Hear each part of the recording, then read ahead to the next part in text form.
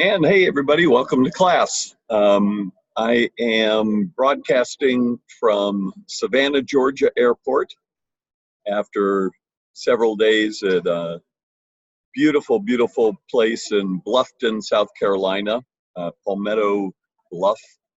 And I've been at the Young Presidents Organization conference for the Southeast and presenting my work. I'm not a member of the organization, but I've done a lot of presentations for the YPO, Young Presidents Organization, and also the WPO, the World President Organization.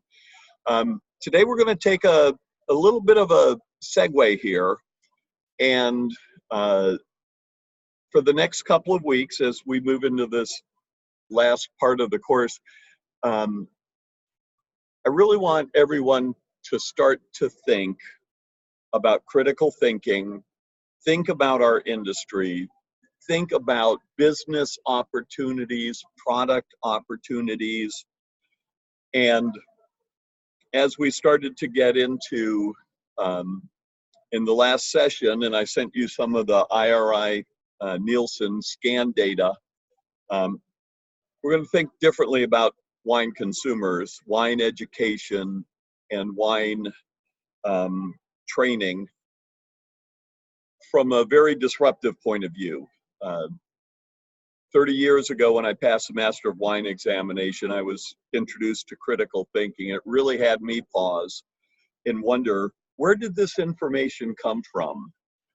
My background, I go back 53 years in all this, remember, and so I'm passionate about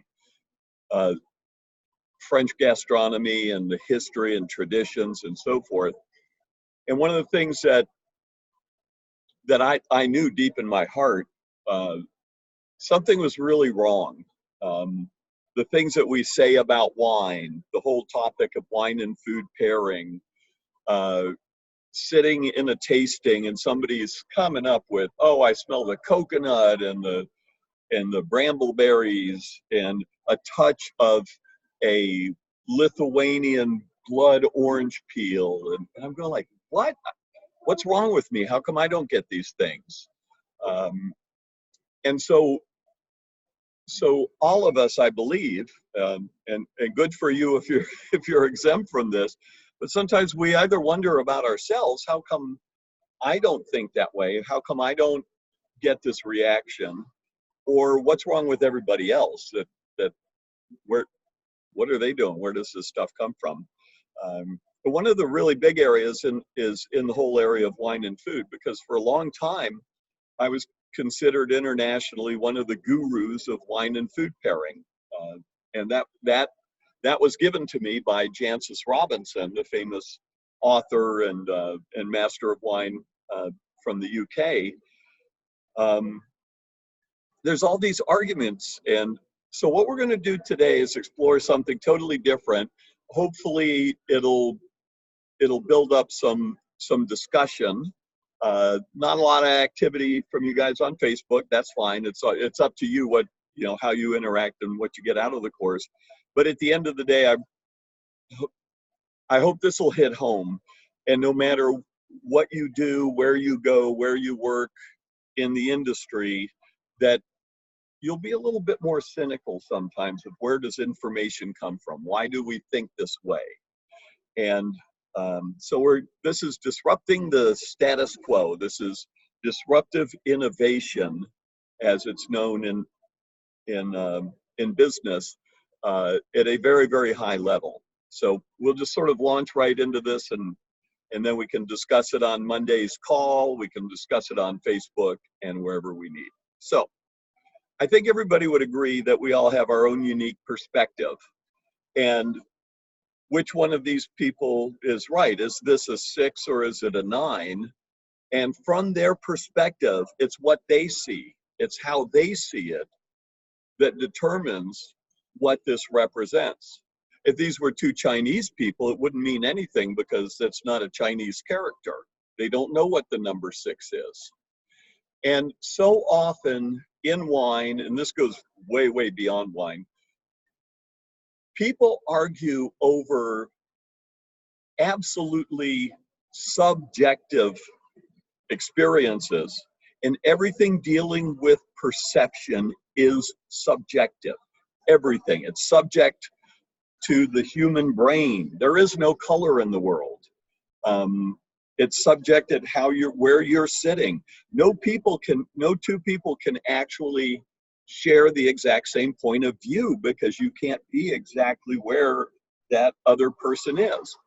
So very often, and this has actually happened to me with Masters of Wine. We were at a dinner one time in Rutherford, and there were 17 MWs and all these just great wines. And we were getting to like the third glass, and the wine was poured, and two people sitting right across from each other, one of them was next to me, and so I saw this unfold. They go, "Wow." And one of the persons said, "I know, this is disgusting. Who brought this?" Right? The others, "What do you mean it's disgusting? This is awesome. This is the best Alsatian Gewürztraminer I've ever, this is what I live for."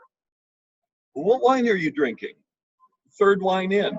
They actually re-poured the wine. They're drinking from the same bottle, out of the same glassware, at the same exact moment, and it was totally back-asswards what they thought about the quality of the wine. This shows up in every tasting panel and experts arguing about who's right and what's better, points or metaphorical descriptive language or this or that. And it's a real problem for the industry because often it's subject to the individual, their perception, their values and their psychology, their neurology even, we'll get into that. And that's what they experience, okay? So that's what we're going to explore today, is why this dissonance, why this disconnect, and how to use this knowledge in product development, in setting up tasting room experiences, in doing events or wine and food dinners and things like that, okay? So we want to look at this from a business standpoint because, hey, we're in a business class, all right? Oop. Let me get a better way to navigate through my slide deck here. That's not working. All right, so my mission in life has become, oddly enough, to have the wine industry, for the first time ever, really focus on consumers and not just judging them by the wine they drink or the cliches, oh, their palate's immature or they're sophisticated or not sophisticated, but really taking this to a new level. I just noticed one of these slides was for the real Canadian liquor stores in Alberta, so I apologize for that. But anyways, what if we as an industry really understood consumers, and not just the people drinking Oregon Pinot Noir or First Growth Bordeaux's or Hunter Valley Shiraz or whatever, but everybody, including people drinking wine cocktails. What if we had a better understanding of why people seem to like cans, or where did the rosé explosion come from, those kind of things, right? So understanding is the first step. And then what if, instead of calling consumers stupid and unsophisticated and their palates aren't mature and blah, blah, blah, that we actually say, oh, you're drinking wine? Love you. Thank you very much. You're keeping our industry alive. And this is nowhere even close to what we do in the wine industry. It gives us the ability to cultivate the market in a completely new and powerful and positive manner. There's a lot of things going right about wine up until perhaps this year, and we'll see where it continues to go. But as we've already discussed, just recently wine's starting to dip down. We're getting into a shift in supply and demand, and wine volumes are starting to drop. Grape contracts are backing up. There's going to be a lot of unsold grapes this year, and inventories are starting to back up. So people are trying to get out of it, out of contracts and all that kind of stuff. And versus year ago, alcohol grew at distilled alcohol, cocktails and so forth, grew 19% while wine started to decline. And now distilled spirits has surpassed both beer and wine as the adult beverage of choice. And then don't forget, we've got cannabis, we've got new generations coming in that aren't accepting the status quo and that are alternatives for something to relax. For the people who are just fed up with the arrogance of the industry and the inability of our industry to serve the customer, to serve our customers. Okay, so that's what we're going to talk about doing. How do we do that? And I've dedicated 30 years of my life to understanding consumers behaviors, and consumer attitudes. I'm going to send you actually a 52-page study about this, and which you may or may not get into, but if you're curious, I think you'll find it fascinating. And this was done a number of years ago, so done 9 years ago, and off we go. All right. I work with sensory scientists all over the world, people who specialize in thing called the psychosensory phenomenon, and that's basically how sensations and psychology work together. I work with people who are neurologists. I do not work with wine sensory people because there's so many inherent biases and errors in just basic premises of what is wine or what is good wine and what is bad wine, that it really, so many of the very well-trained professionals in sensory sciences, when they do consumer studies, it's invalid information from the get-go, from the very moment that they set up their experiments and their studies. Every human being on earth, their perception comes from a combination of your sensory sensitivities, and we'll talk about that a little bit more in depth. But for those who don't know, and I never knew, and this should be common knowledge, some people have 500 taste buds, other people have 11,000.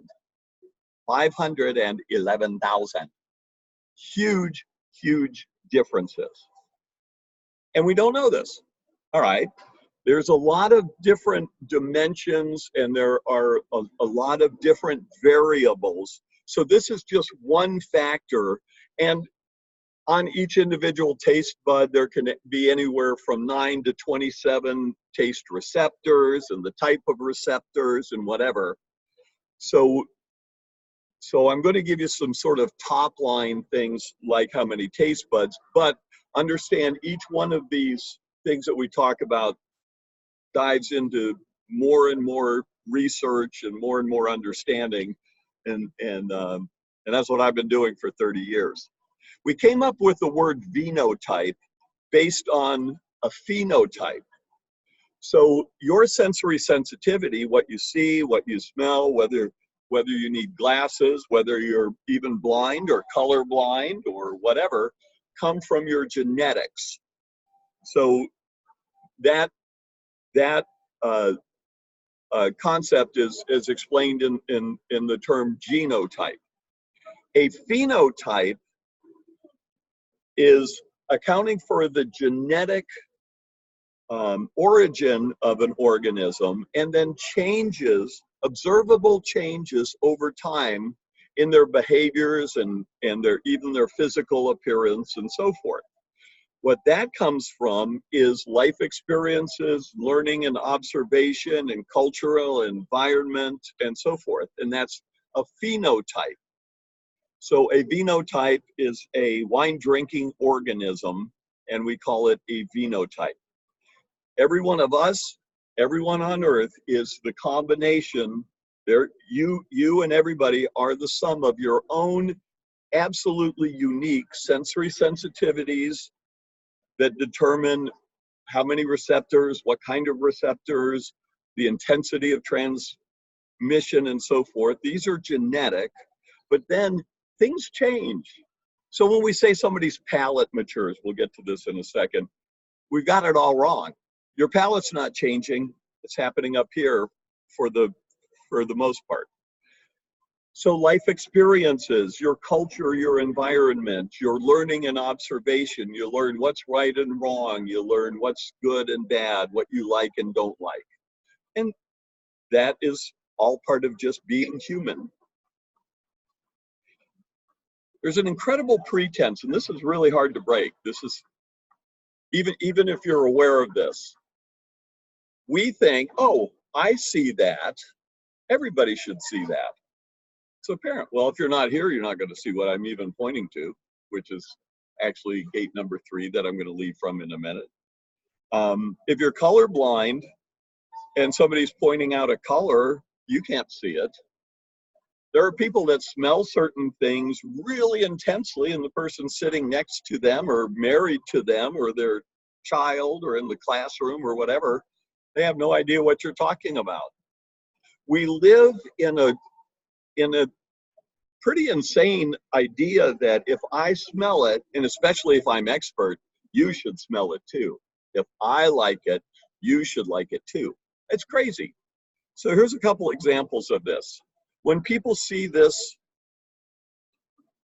matrix here, they see blue, they see purple, they see orange, and they see a greenish yellow, and the greenish yellow doesn't exist.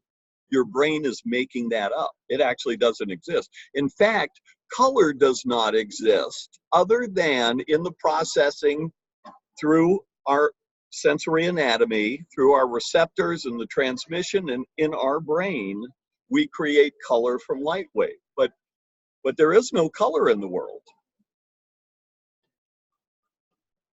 And there is no yellow or yellow-green or lime-green or whatever you see on this page. What happens is, on the right-hand side of your screen, you should see blue between the purple, but that same exact color, when it's between the orange, appears to be green or lime green or yellow. And even that's variable for different people. I've had colorblind people that don't see the yellow or the orange. I've had colorblind people that get different colors. We're way different. And then the other thing is sensory apparatus. Our sensations can be incredibly skewed by context or by perspective. 2 tables. Most people would agree the one on the left is more narrow and long, and the one on the right is shorter and more narrow. Go get a ruler, but let me show you what it actually is.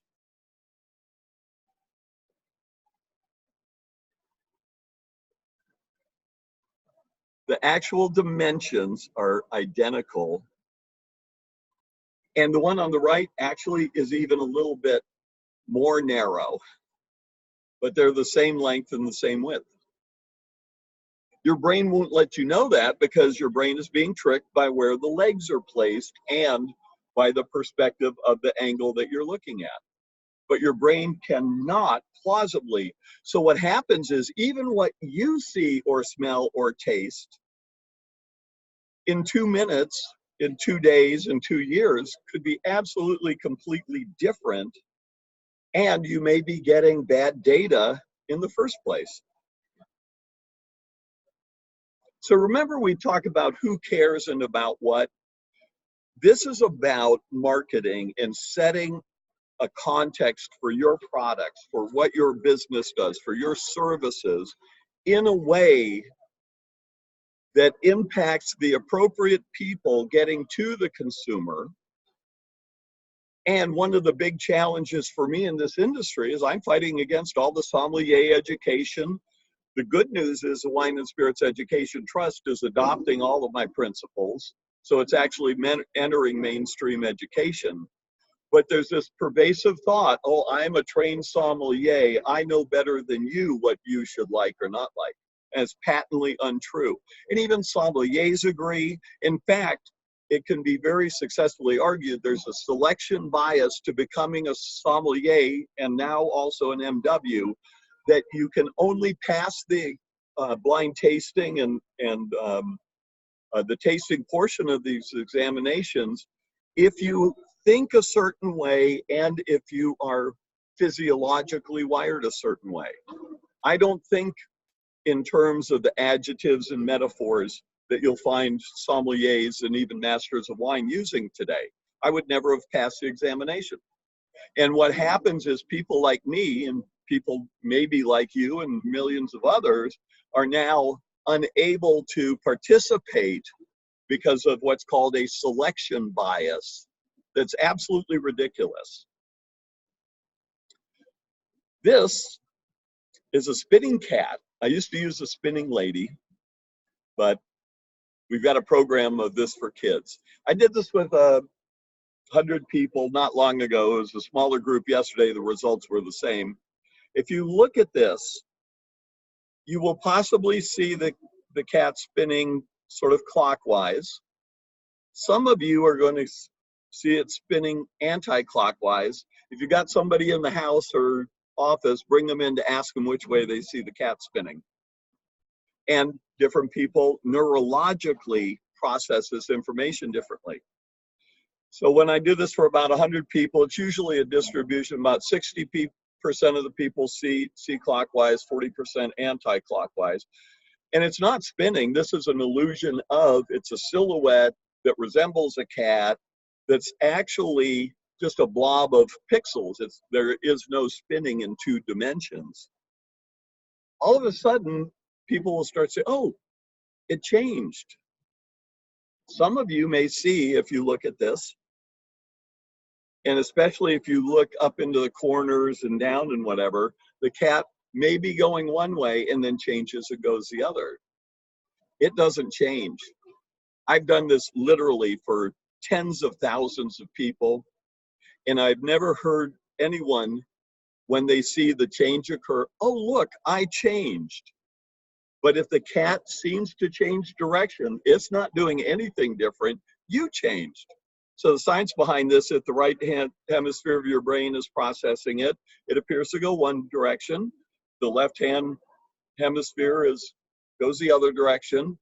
And some people, and we've got TSA advisory, if it appears to change direction, it's your brain changing which hemisphere is processing the information.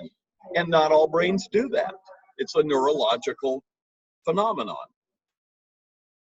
So what we look at is genetics determine what you perceive, what intensity, and the difference from one person to the next, even brothers and sisters, etc. It can be just so incredible. If you change your preferences over time, and there are some key exceptions, pregnancy or neurological damage, it can be due to something pharmacological or that kind of stuff. Changes in preference are not changes in your palate, they're changes in neural connections. It's called neuroplasticity. How we associate and how we process the sensory information that we're receiving. Another thing we're going to talk about is the absolute errors, the total misrepresentation of culinary and wine history and traditions. You've been taught incorrect information. The wine industry promotes incorrect, abjectly false information about wine history and tradition. French never paired wine and food. The Italians never paired wine and foods. The French and Italians and Spanish always loved sweet wines, if that was their preference, was for sweet wines.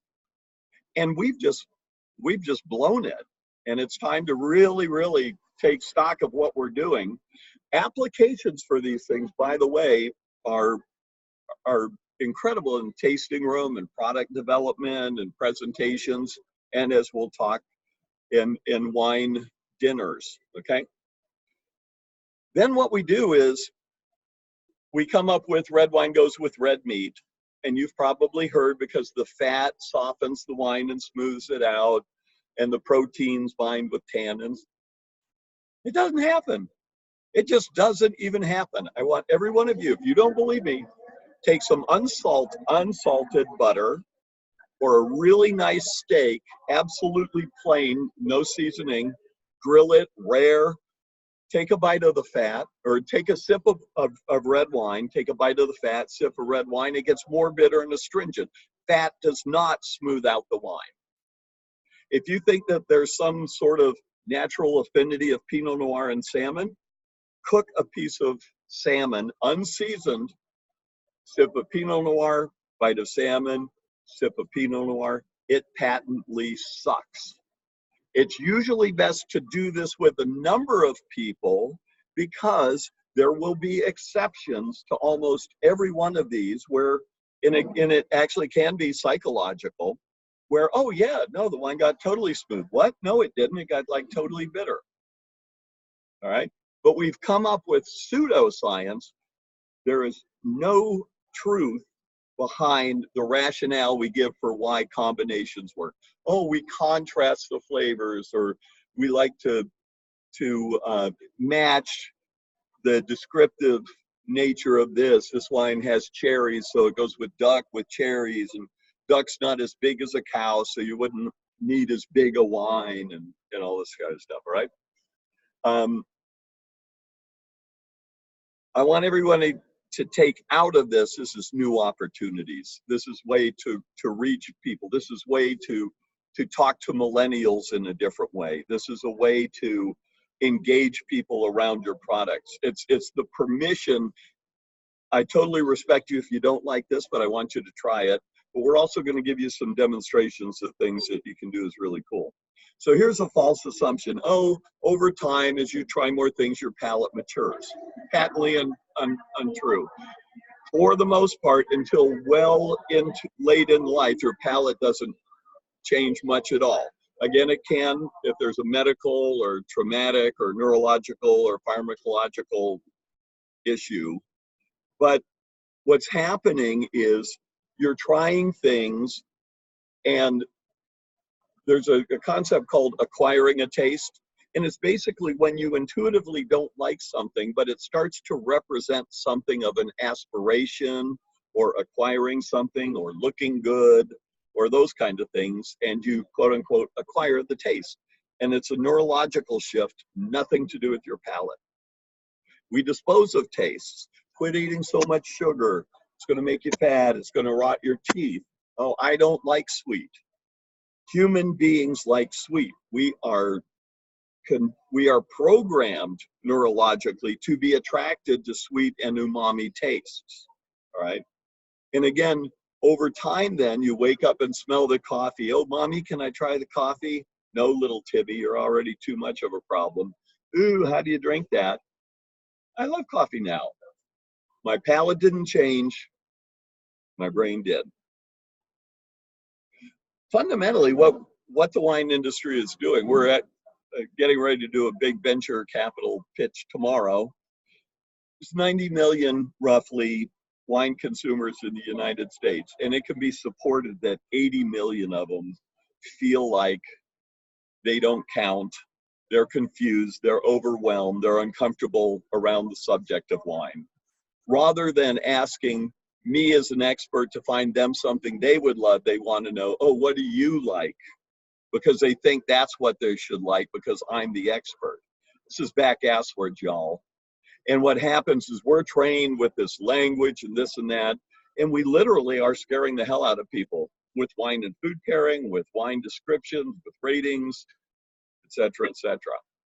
I'm not going to show this video because it doesn't do well, but this is Niles. He's going to be talking to Fraser. They're trying to figure out if Roz is mentally unfit to do something. And they're going to be looking for an example that she's crazy, that she's disturbed, that, and they come to the conclusion that because she once ordered White Zinfandel, she's a threat to herself. We've got to go save her. We, as an industry, we should be appalled that this is mainstream. White Zinfandel is not unlike the Kir, K-I-R, in France, which is dry white wine with a sweet cassis syrup or liqueur put in it. And the French always loved sweet wines. This idea that Americans grew up on Coke and that only Americans drink something like this is absolutely nuts. The national drink of Spain is sangria. It's not Tempranillo, y'all. They take red wine and they put fruit juice in it. And France always had wine cocktails from Dubonnet to the Kir to you name it, Kir Royale. And in France, champagne as drunk in France used to be 30% sweeter than Coca-Cola before World War II. But even the experts either ignore this if they know it, or are ignorant that it even exists. The French always love sweet wines. I'll show you some examples in the back as we get into it. Okay, so genetics determine the range and intensity of what we experience. Color, touch, this. Some people have to cut tags out of their clothes. There are people with acute hearing that can actually hear silent alarms in banks, all right?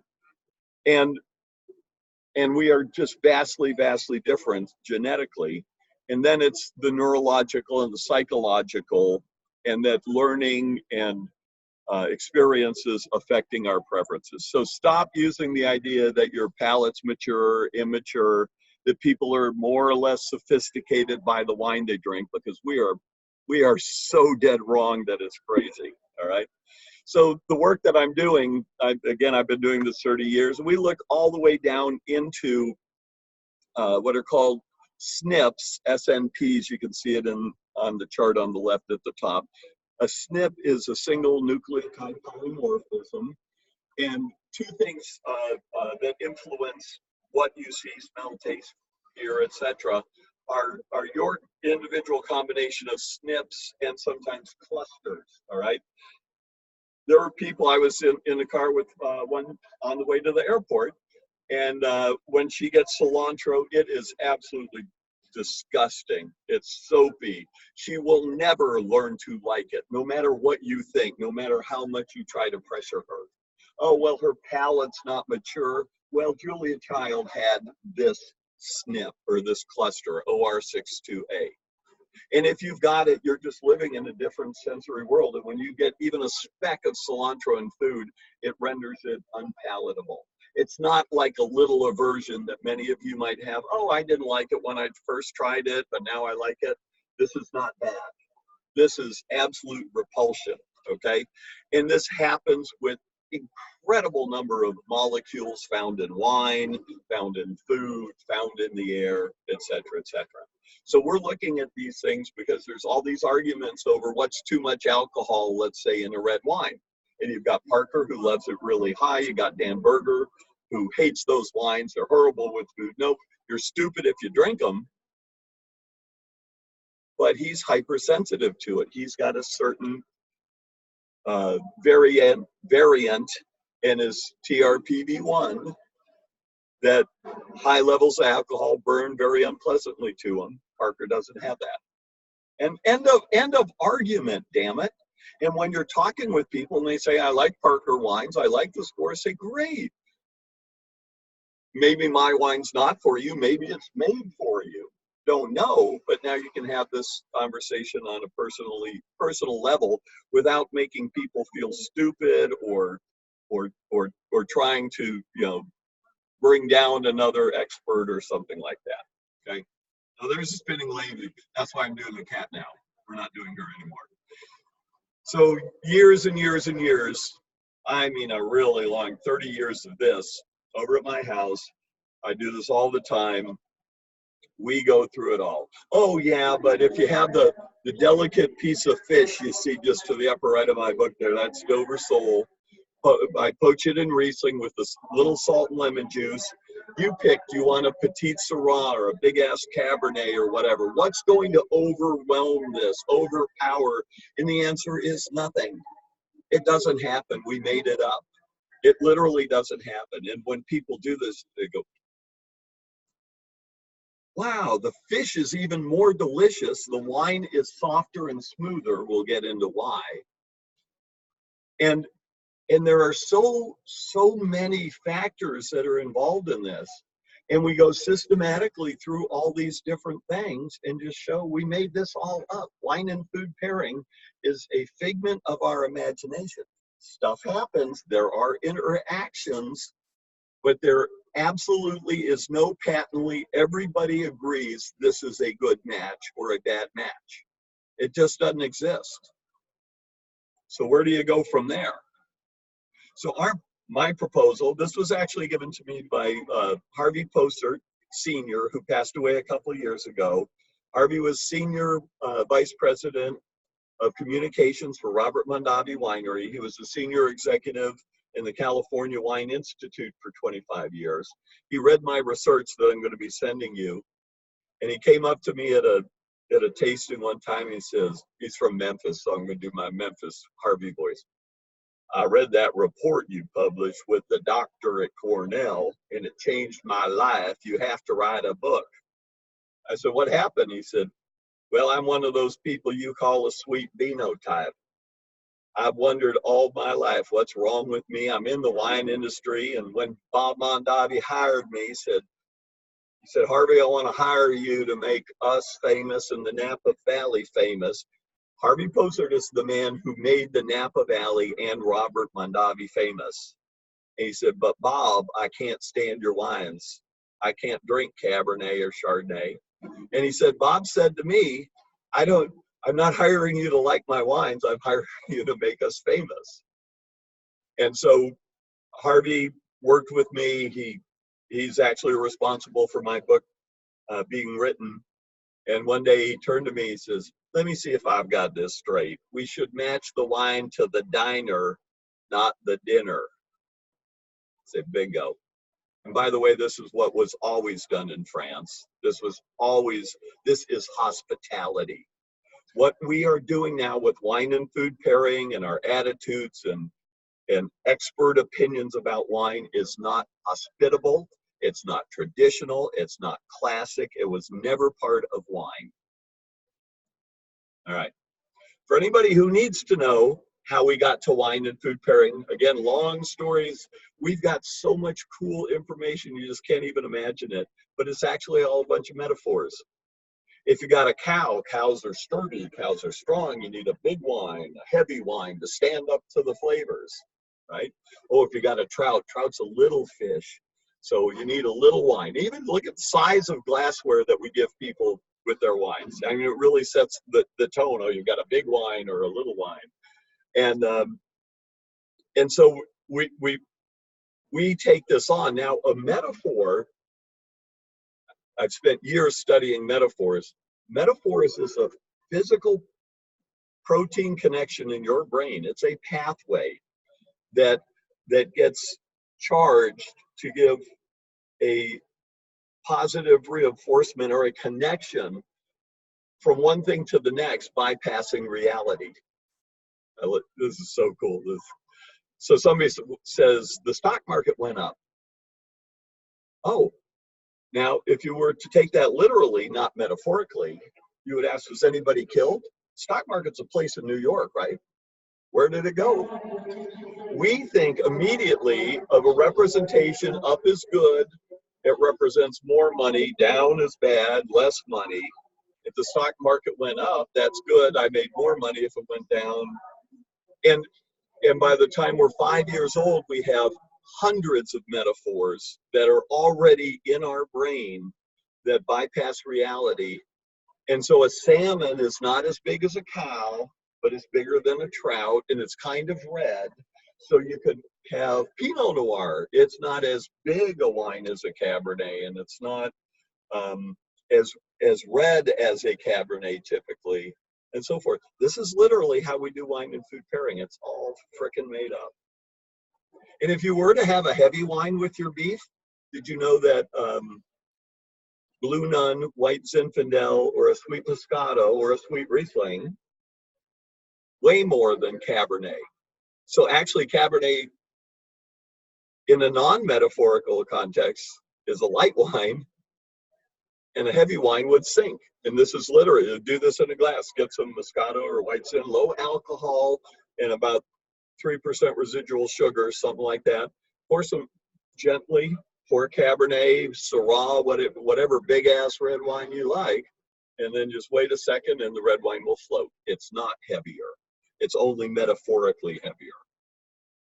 Then, I've been studying this since 1966, I knew things like this were in the books. Now, this is 1938. This is Larousse Gastronomique, written in 1938. The copy is from 1938 in the wine and food chart. This was added in the translation in 1961. This is the Crown edition of Larousse Gastronomique, and you can get it on Amazon for 20, 25 bucks. Anybody who loves this kind of stuff, get it. It's an alphabet of gastronomy. It's got a big wine section, but also look at the chart on the left. Where is port and where is Madeira and Marsala? It's before the meal, not after the meal. And notice under fish and hors d'oeuvres that Barsac and Chateau d'Yquem, really sweet wines, are interspersed with dry wines. With the meat and with the roast, there would be red wines because it was basically used as mouthwash to get rid of the gamey, incredibly strong taste of meat back in that era. But in the text, it says clearly, when you serve the Lafite, the Romanée, the Hermitage, these great red wines, if the guests prefer, serve them white wines from Bordeaux, serve them sweet wines. And so what happened is we started to mash this all up, mostly in the 1960s. And again, it's another really crazy and fun story about how all this come back. The other thing is, look in the columns and look what's recommended with the sweet course. You'll find White Rhone, Hermitage Blanc, and you'll find Montrachet. Because prior to World War II, those wines were sweet. So that Marsanne-Roussanne blend, or that great Burgundian style Chardonnay that you're making to emulate, those weren't even dry wines. They were very sweet. So, interactions, I want you all to do this. All right, I already told you what to do with the steak and what to do with the salmon. Now we're going to change it up. Get some red seedless grapes, a lemon, and some salt. Here's what you're going to do. Pour yourself a nice glass of, it's most pronounced with red wine, but it happens with any wine. It's not dependent on the wine. Take a sip of wine, eat the sweet grape, try the wine, and about 95% of humanity will find the wine gets very bitter, very astringent, and more acidic, and less fruity. Brush teeth, drink orange juice. It's called sensory adaptation, and it's real. And sweet food does that to wine. Doesn't matter if it's beef, doesn't matter if it's chicken or fish or vegetables or whatever. And this is why when you're serving a sweet wine at dessert, make sure the sweet wine is more sweet than the dessert. Otherwise, you'll run into this negative, unless you want the wine to taste more dry, okay? The next piece of all this is a little lemon and salt. Just like for a tequila, it's become known as Tim's tequila trick. Sip of red wine, just a little bit of salt and lemon. You're not biting it, just a little bit. Wine again, smooth. That's it. And if you look at the cuisine of Tuscany, you'll see their famous bistecca alla fiorentina is a salty steak served with lemons. If you look at sauce alla bordelaise, you'll find out the last thing you do is adjust the salt and adjust the acidity with fresh lemon juice. And if you want to apply this at home, take the wine you want to serve, take your marinara sauce, your whatever it is, little sip of wine, try your sauce, try it again. If it gets strong and bitter, just a little bit of balsamic vinegar or lemon or lime juice and raise the acidity, your wine will smooth right out. And it doesn't matter if it's a white sauce, a brown sauce, a tomato sauce, or whatever. Umami taste has the similar reaction, and especially if you've got a food that's sweet and umami, which you'll find in a lot of dishes, and especially a lot of Chinese dishes, then it's going to do it more. So actually, when we do things like these rich stews and that call for a red wine, stews don't call for red wine. Hey, red wine. That's a metaphor. Actually try it, and you'll find 9 times out of 10, unless the salt, the acidity's been adjusted, that it sucks. It's like brushing your teeth and drink orange juice. That's the importance of umami taste. I introduced the whole concept of umami into our wine and culinary consciousness 30 years ago. And you can believe the backlash that I faced from that. All right, now you've got an understanding of interactions. And again, this is a whole longer series of trials and whatever, but it's just so simple. It is, you're sitting having a dish, you're having your wine, it's a little unpleasant, just squeeze a little lime or lemon, a little dash of balsamic, put a tinge of salt. We don't know what we're doing. Think of it this way. You walk into a shoe store, you've got experts in shoes, they know fashion, they might be a master of shoes, but they don't know people have different size feet. So they try to shove a shoe on your foot and you go, ow, that hurts. Obviously your foot's not mature. If you appreciated good shoes like I do, I'm trained, these are comfortable. You go, what, are you crazy? And this is literally how ignorant our industry is today with consumers. We really are. Okay. So again, it's each one of us is this complex mishmash of sensitivities and tolerances, experiences, learning observation. You learn how to hold the glass, you learn the words to say, and we make stuff up. Okay. If you want to go in and play around with some of the variables, go to mygenotype.com. This is our technology. And people who love hot spicy, this is a really great example. There's a neurological phenomenon. Some people are like addicted to hot spicy food, and it gives them an orgasm. It does.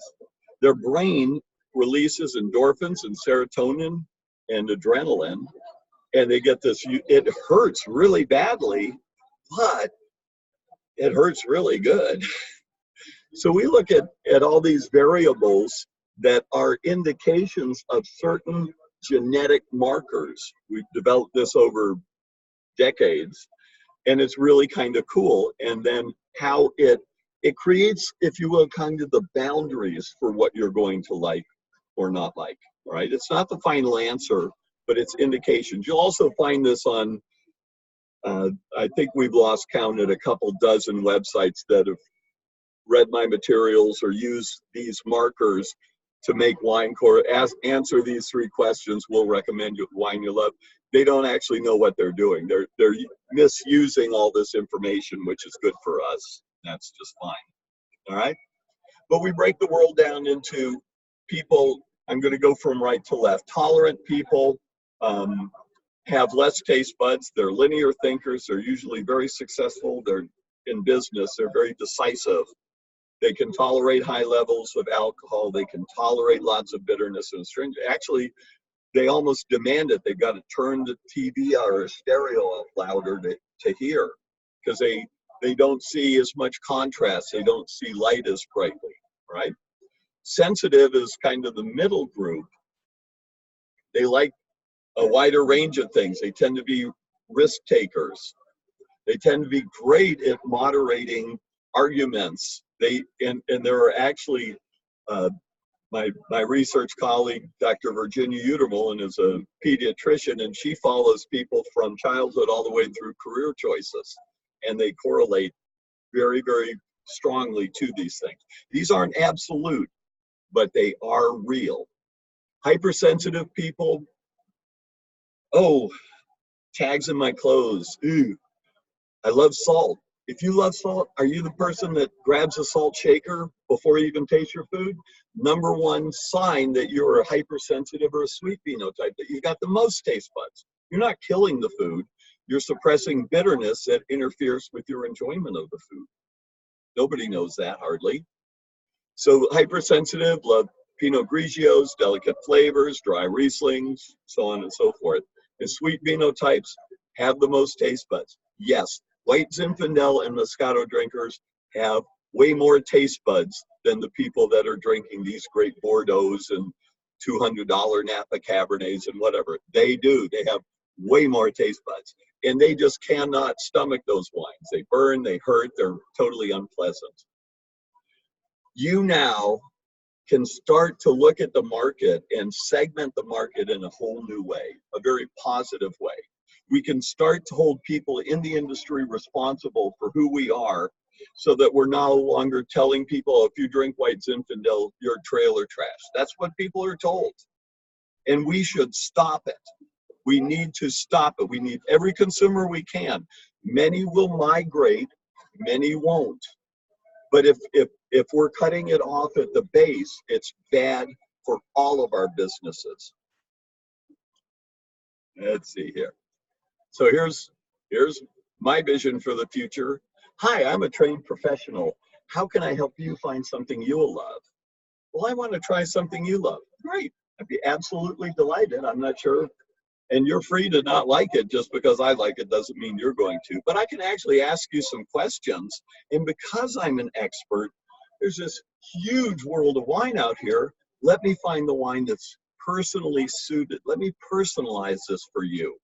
Wouldn't that be great if people actually wanted help, asked for help in stores, who didn't feel intimidated, who said, let me see the wine list. I want to find something I'm going to like. Doesn't happen in the world that we've created around wine. Have fun with this. Hope you enjoyed it. And I'll be sending you a copy out, and we'll pick it up hopefully in Monday if we can get some people on for Q&A. If you got anything you'd like me to cover, as usual, let me know, and I'll try and take care of it on Monday night. And we got 2 weeks to kind of talk about this. If you've got direct questions, ask them on Facebook so that we can create some discussion around this. Challenge it. I love that. All right, you guys, everybody have a great week, and talk to you soon. Thanks.